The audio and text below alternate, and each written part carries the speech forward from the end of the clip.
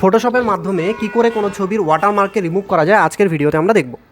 সবার প্রথমত আমরা যে ফটোটার মধ্যে আমাদের ওয়াটারমার্ক রিমুভ করতে হবে সেই ফটোটাকে আমরা ওপেন করে নিব। তারপর আমরা এখানে হিলিং ব্রাশ টুলটাকে সিলেক্ট করে নিব। এবার সিলেক্ট করার পর আমরা যে পার্সন থেকে জায়গাটাকে আমরা এখানে যে কালারটাকে আমরা নিতে যাচ্ছি সেই জায়গাটাকে আমরা অল্ট বাটন প্রেস করে সিলেক্ট করে নিব। তারপর আমরা সেই যে জায়গাটার মধ্যে যেখানে আমাদের ওয়াটারমার্ক আছে সেখানে পেস্ট করার জন্য মাউস দিয়ে লেফট ক্লিক করব। দেখো আমাদের ওয়াটারমার্ক লেখাগুলো মুছে যাচ্ছে।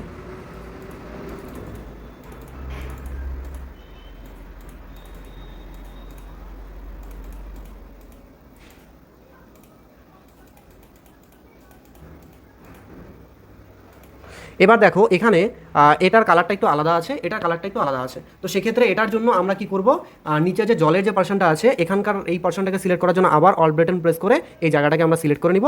তারপরে এখানকার ওয়াটারমার্কগুলোকে রিমুভ করে নেব। এবার এখানে আমাদের যে সার্কেলটা আছে সেই সার্কেলটার সাইজটা দেখো একটু বড় আছে। তো এটাকে আমরা কি করে ছোট করব, নর্মালি রাইট ক্লিক করব, রাইট ক্লিক করে এখানে যে অপশন আছে এটাকে আমরা ছোটো করে দেবো, তাহলে এটা আমাদের ছোটো হয়ে যাবে। তারপরে আমরা নর্মালি যে লেখাটা আছে সেটার উপর ক্লিক করে আমরা মুছে দিব, হয়ে গেল।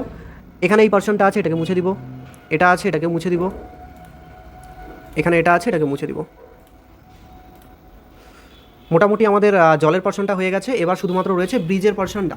তো এটার মধ্যে আমরা কী করবো, সেম ওয়েতে আমরা এখান থেকে একটা পার্সন নিয়ে নিব, অল্ট বাটন প্রেস করে কপি করে নিলাম, তারপরে আমরা এখানে পেস্ট করব।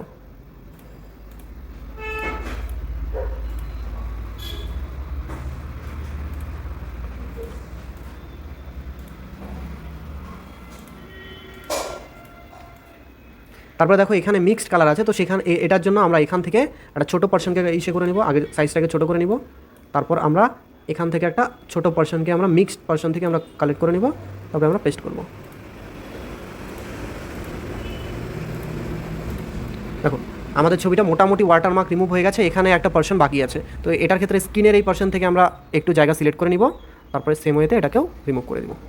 তো দেখো আমাদের এই ছবিটা ওয়াটারমার্ক রিমুভ হয়ে গেছে। তো এইভাবে করে আমরা চাইলে পরে যে কোনো ছবির আমরা ওয়াটারমার্কে রিমুভ করতে পারি, বুঝতে পারলে?